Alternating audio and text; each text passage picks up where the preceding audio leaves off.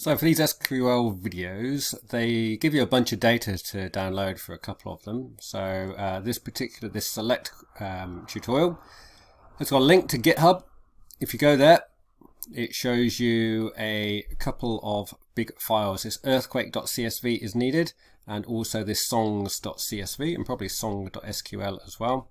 The indexes video is going to be kind of optional. Anyway, so download them all. I did the clone or download and just downloaded the zip to my desktop, and I now have a folder. I extracted, it's called data master, it came down as I extracted it, and now I've got those files. So here's earthquakes.csv.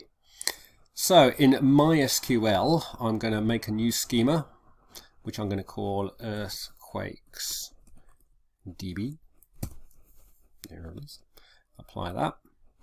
Apply. Sweet. Finish. So going down to earthquakes.db, I can now, where was this? Table data import wizard. So browse, find that folder. I've already done this once, that's why it's come up.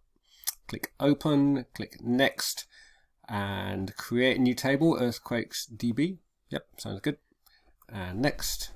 And all of these defaults seemed to work just fine. So next and next, and then this stage took a while for me, probably 10 minutes. So I'm just going to hit the pause button. Back in a moment. And by the magic of the internet, it's 10 minutes later. It seems to have done that. Next. Finish. Now here's the funny thing. When I went into here previously, oh no, it is here this time. When I did this previously, this table did not show up.